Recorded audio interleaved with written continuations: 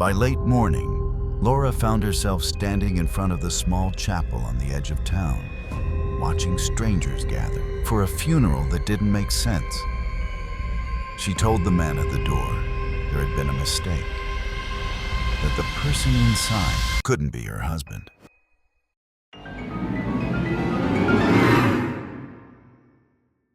The funeral was held on a Tuesday morning, which already felt wrong to most of the people who attended. Funerals in that town were usually on weekends, Saturdays if the family was respected, Sundays if the church needed the space.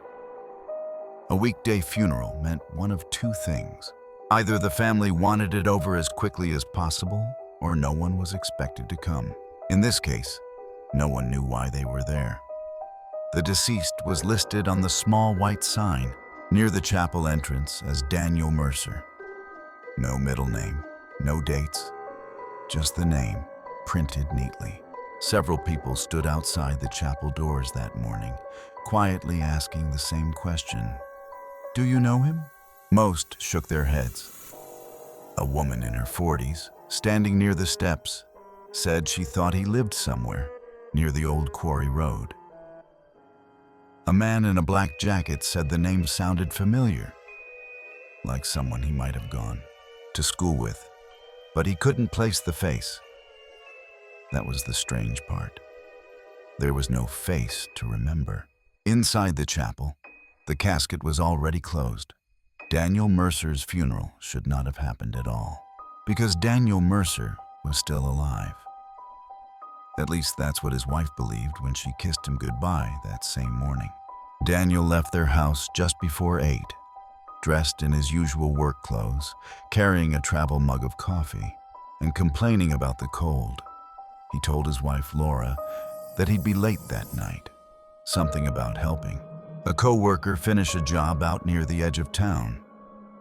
She reminded him that they were supposed to visit her parents later that week. He nodded, distracted, already halfway out the door. Nothing about that morning stood out.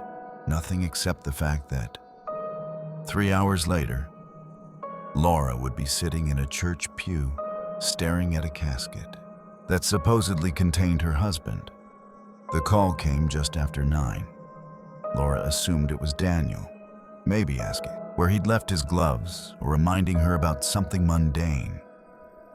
Instead, it was a woman from the town office, her voice too calm, too practiced. "I'm calling regarding your husband, Daniel Mercer," the woman said. "I'm very sorry for your loss." Laura didn't respond at first. She laughed, softly, the way people do when they think they've misheard something too ridiculous to be real. "My husband's at work," she said. "You must have the wrong number." There was a pause on the line, papers shuffling. "No," the woman said. "I don't believe we do." The woman explained that Daniel Mercer had been found early that morning. Unresponsive, no signs of a struggle, no clear cause yet. The coroner was involved. Arrangements were already underway. Laura felt something cold slide into her chest as she listened. She told the woman she had just spoken to Daniel an hour earlier, that he had kissed her goodbye, that he was alive. Another pause. Then the woman said something that would replay in Laura's head for years. "Ma'am, the Daniel Mercer we have here has been identified. His wife has already been notified." Laura hung up before the woman could say anything else. She called Daniel's phone. It rang. Once, twice, then went to voicemail. She called his workplace. They said he hadn't arrived yet. She drove there herself, hands shaking on the steering wheel, expecting to see his truck in the lot. It wasn't. That was when fear began to sink its teeth in.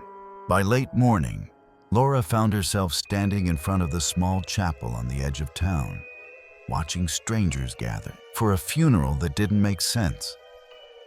She told the man at the door there had been a mistake, that the person inside couldn't be her husband.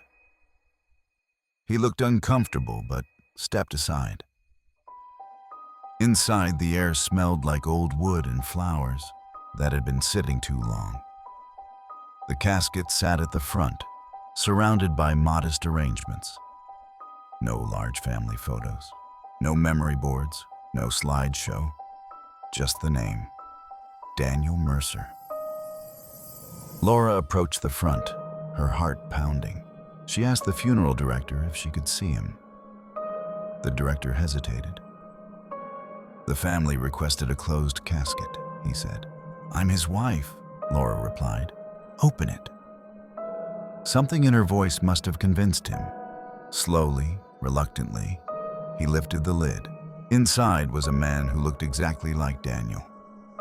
Same dark hair, same scar above the eyebrow from a childhood accident, same hands, even the faint mark on the ring finger where his wedding band usually sat. But Laura knew, instantly, that it wasn't him. The man's face was wrong in ways she couldn't explain. Not distorted, not damaged, just empty, like a wax figure molded from memory instead of flesh. She stepped back, nauseous, whispering, "That's not my husband." The funeral director closed the casket without a word. That should have been the end of it. But the funeral went on. People filed in and took their seats. A short service was held. A pastor spoke in vague terms about loss and remembrance, never mentioning Daniel's life in detail, never referring to specific memories. No one cried. When it was over, people left quietly, avoiding eye contact. Laura stood frozen in the aisle. She tried calling Daniel again. This time, the phone rang longer. Then someone answered. But it wasn't Daniel. It was breathing, slow, wet, close to the receiver. Laura whispered his name. The line went dead. By that evening, Daniel still hadn't come home. Laura contacted the police again, demanding answers. They told her something that made her stomach drop.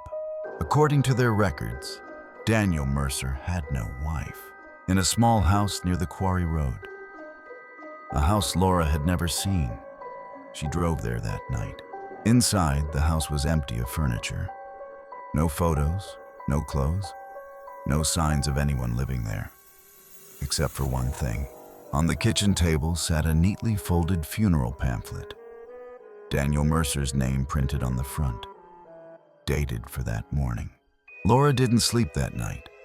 Just before dawn, her phone buzzed. A text message from Daniel.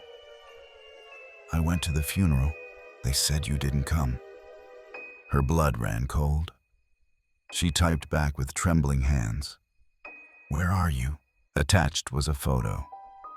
It showed a familiar chapel interior, rows of empty pews, and at the front of the room, an open casket.